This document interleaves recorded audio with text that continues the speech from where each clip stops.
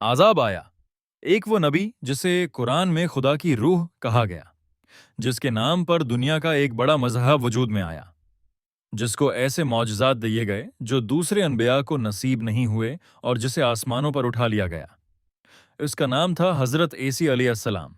مگر سوال یہ ہے کہ وہی انسان جو لوگوں کو توحید سکھانے آیا تھا، کیسے خود خدا قرار پائے اور بائبل میں اس کے بارے میں کس طرح تبدیلیاں آیا کرتی رہیں۔ بیانیہ کی شروعات اس خامی سے ہوتی ہے جب بنی اسرائیل کے حالات بہت خراب ہو چکے تھے، علماء کرپٹ ہو چکے، مذہبی کتابوں میں مداخلت ہو گئی، دین کو دنیاوی مفاد کے لیے بیچا جا رہا تھا۔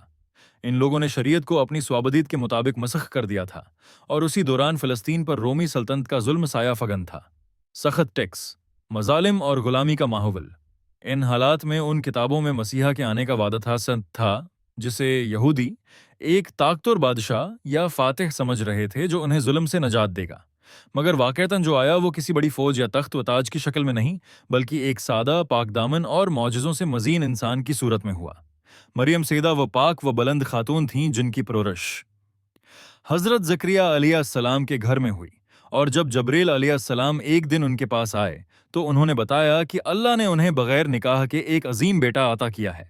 مریم نے حیرت و شرم کے عالم میں دنیا سے الگ ہو کر تنہائی اختیار کی، تکلیف کے پلوں میں کھجور کے درخت کے نیچے پناہ لیتی اور داد کرتی کہ کاش پہلے ہی موت آ جاتی، مگر اسی وقت غیب سے تسلی ملی، نیچے سے چشمہ آب پھوٹا اور کھجوریں ان کے لیے رزق بن کر گر گئیں۔ یہ سب معجزاتی علامات تھیں جو اس خوشخبری کو سچا ثابت کر رہی تھیں۔ پھر جب عیسی علیہ السلام پیدا ہوئے اور مریم انہیں لے کر بستی میں آئیں تو لوگ جھگڑ پڑے، الزام تراشیاں اور تانے شروع ہو گئے، مگر پھر ایک اور معجزہ سامنے آیا۔ وہ بچہ جو ماں کی گود میں تھا بول پڑا اور اپنی ماں کی پاکدامنی ثابت کر دی۔ اس مقام پر سب ساکت رہ گئے، حیرت و سرگوشیوں کے سائے گہرے ہو گئے۔ حضرت عیسی کا بچہ نہیں، تقوی، سادگی اور عبادت میں مشغول رہا۔ وہ کم کھاتے، سادہ کپڑے پہنتے اور اپنے وقت کا بڑا حصہ اللہ کی عبادت میں صرف کرتے۔ اللہ نے انہیں معجزات سے نوازا، مٹی کے پرندے بنا کر ان میں پھونک مار دی تو وہ زندہ اڑنے لگے۔ نابینا اور بہرے کی آنکھیں اور کان اللہ کے حکم سے درست ہو گئے۔ مردوں کو زندہ کر دیا جاتا اور وہ لوگوں کے چھپے ہوئے راز بھی بتا دیتے تھے۔ پاتھے گھر میں رکھے مال یا کھانے کی اشیاء تک کا علم ان کے لیے ممکن تھا۔ ایک بار جب لوگوں نے آسمان سے کھانا مانگا تو اللہ نے ان کے لیے آسمانی دعوت اتار دی اور یہ نشانی دے دی کہ اگر پھر بھی حق کو قبول نہ کرو گے تو عذاب کا سامنا ہوگا۔ اسی مدت میں عیسی نے وہی پیغام پہنچایا جو اصل میں توحید اور نیکی کا تھا۔ وہ موسیٰ علیہ السلام کے بتائے ہوئے اصولوں کی طرف لوٹنے کی دعوت دیتے، ان فاسد پادریوں اور رشتہ داروں کی منافقت بے نقاب کرتے جو دین کو کاروبار بنا چکے تھے، لوگوں کو ایک دوسرے کے ساتھ حسن سلوک سکھاتے اور اخلاقی اصلاح کا درس دیتے، مگر لوگ، خاص طور پر مذہبی سردار اور پادری، اپنے دنیاوی مفادات کھونے کے خوف سے ان سے ناراض ہوئے۔ وہ یہ سمجھتے تھے کہ مسیحا کسی طاقتور حکمران کی صورت میں آئے گا جو رومی استبداد کے خلاف اٹھ کھڑے ہو کر انہیں آزادی دلوائے گا، نہ کہ ایک ایسے فقیر کی صورت جس کے پاس دنیاوی اقتدار نہیں۔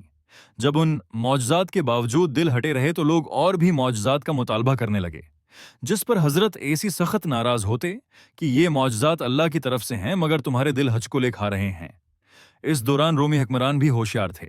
اگر کوئی شخص عوام میں اثر و رسوخ حاصل کر رہا ہے تو وہ سلطنت کے لیے خطرہ بن سکتا ہے۔